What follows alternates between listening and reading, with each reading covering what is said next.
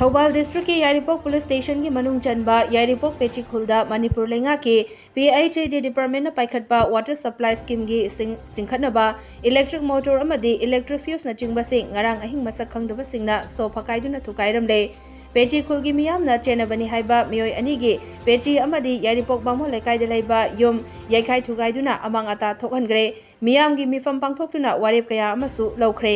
मियामना मयुम मकै थुगाइख्रबा मियोय अनि अदुदी पेचिखुलदगी हौजिकना यारीपोक बामो लेकाइ केनल मपालदा मयुम होंगदुना लैख्रबा कैशाम ब्रोजेन अमसुंग पेचिखुलदगी युमना मुक्तानी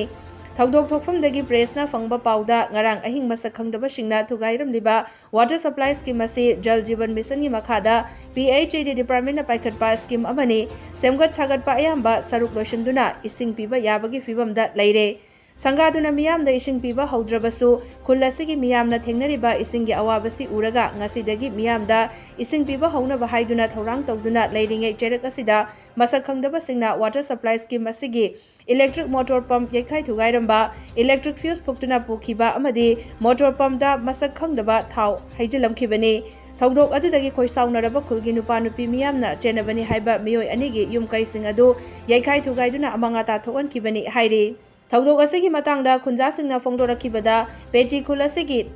थकना चानबा इसिंग यामना वाबा खुल अमनी मियामगी येंगलगा इसिंग थानबा होटनरिंगै वाटर सप्लाई स्कीम असी ngarang नुमिदांग ngarang ahingda थुगाइबिरंबनी थुगाइरमलिबा मियोय अदु पेचिखुलदा लैबसु नते यारीपोक बामो लेकाइदा लैख्रे पेचिखुलगी लमसु हुरालनादा कातु कारण तौदुना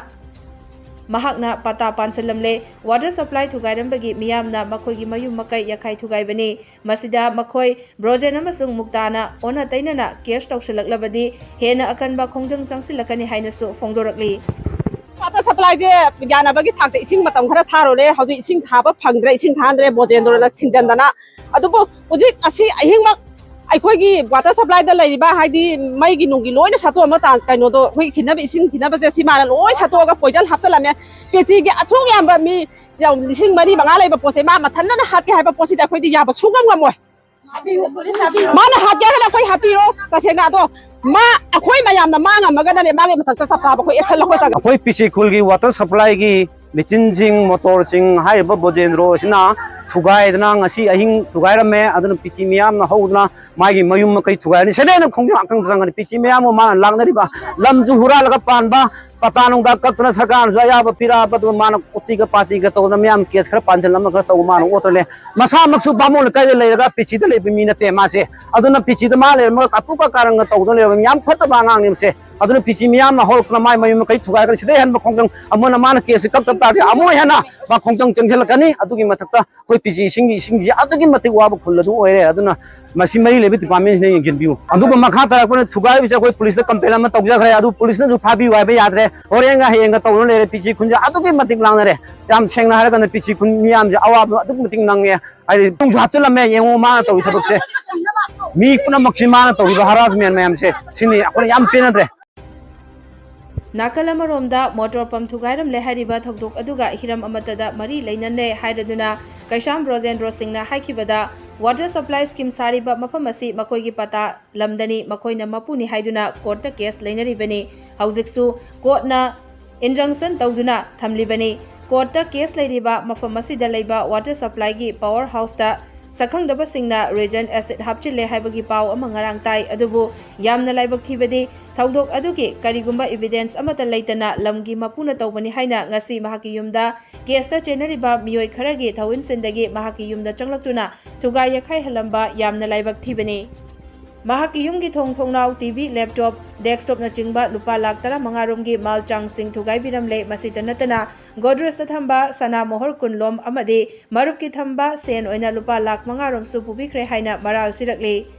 यारिपो बामो लेकाइदा लैबा युम खक्ता नतना मयाम्बा सिंगना लैरिबा युमसु थुगाइ बिरे हानदगी सु खुलदगी तांथोकपिदुना अवा चैथें कया पिदुना लाक्लबा फावबदा पेंददना ngasisu mahaki yamlaba माल चांगसिंग मांगहंदुना अवाबा चैथेंग पीरिबा असे थमोय सोकना नुंगाइते हाइखि मरम असिना वाटर सप्लाई की पोचई अमांग अता थोकनबदा चेनरिबा मियोइसिंग अथुबदा थिदोक्तुना मरालगी मतिक चाबे एक्शन लोखतपियु लोइनना महाकी युम कैसिंग थुगाइदुना माल चांग कया अमांग अता थोकन बिरंबा शेन अमदि सना पुबिखिबा सिदा चेनरिबा सिंगबसु फाबिदुना आइन की ओइबा एक्शन लोखतपियु हाइना ब्रोजेंड्रोना मरी लेनबा सिंगी पुकनिंग चिंगसिलकली कोई पेसी की वाटर सप्लाई की मतंगदा सु अदुम येनदना लेरिबा कोई इसागी तसेंगना हारगदि मफमजी हुजिक मपुद कोन ओइदना लेरि हाइदना कोन हुजिसे केस अथदना लेरिबा जगा मनि हुजि हारिबा मफम अजी कोना इंजंक्शन पीदना केस लेरिबा मफम सिदा सारिबा मागी वाटर सप्लाई की पावर हाउस सी ngarang numitang sakang dabasingna makhoi tongana reagent acid sing hape haibagi pawma itajare adu haiba khunja singina sigi ke sajiga mari leinana mapu aina tawrongani haidana makhoina thajana achum maran yengbidana makhoina pramal amata puthokpiba upiba su leitana pungi khunja mayam sing maroina case senari ba mioi singdina mayam khunja mayam sing bu horaga wana namdana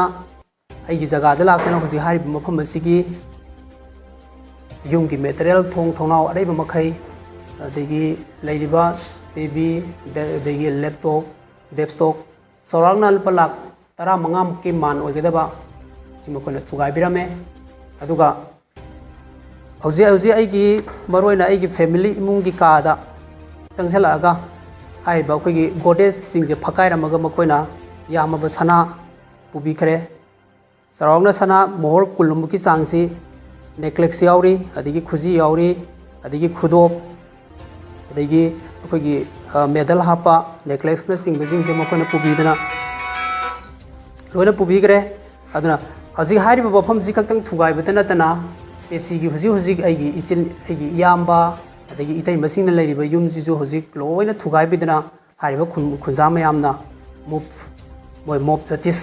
तौबीदना असुकी मतिक harassment हानगी ममांगदगी हौदना अखोइबु खुंदगी इंथोक्तना अवाब सैथें कया फंगदना लाअब सिगी मथक्सिदैदा मखोइना ngasisu असिगुम्बमा ममयामलबा अदगी आइगी सिगुम्ब पोसक सिंजे मांगहन ताहनबतना तना आइगी ममयामलबा सना सिंजे पुबीग्रा चपीग्रे तसेंगना हारगदी अखोइ तसेंगना इरानदि लेजदबनी हारिबा मफमजे अखोइ चही फुमद्रा खजना थीदना इसागी पता ओइरे हाइदना लाअबनी अदुबो मखोइगी मियोय खरगी लौतुनरगा अखोइबो अरानबा ताहलगा मतम पुनमक्ता मखोइना मियामदा अखोइबो अरानबा अदुम ओहंदना मखोना बिदना लेरे अदुम थेंगांग खुदिमक्ता प्रजा मियामदा मियोय मरी मंगा सिंगिबा मियोय मरी मंगाना अखोइबो लाना ओहलगा प्रजा मयाम सिंगना अखोइबो लाना ओहलगा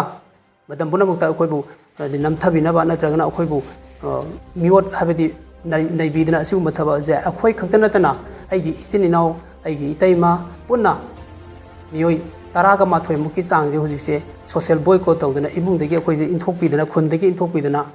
चरम थरंग खंगदना ngasisu लागली अदु तसेंगना हौजिकी हारिबा मफमदुदा मखोइना ngarang तो याखाइ थुंगाइबा अदगी मखोइना एसिड हाइरमिबा हारिबा सिंगदो तसेंगना अदुगी तौरमिबा मिसक सिंगदो पुथोकपियो अदु नमदना अखोइना तौरमनी हाइदना अखोइबो असुमाइना इरान सिबिबा साखी साबोन यावदना हेक्ता तौरगे मतागुम मखोइगी मरान हिंदो कुपसन बया नबगिदमगदा सुमाइना तंदी पिबजे लेबाक मियामना अमदी सरकारना असुमदु पुथोकपिदुना मखोइबो वातोम बिबा अदिगी मतिक चाबा चेराक पिबियो हाइबसे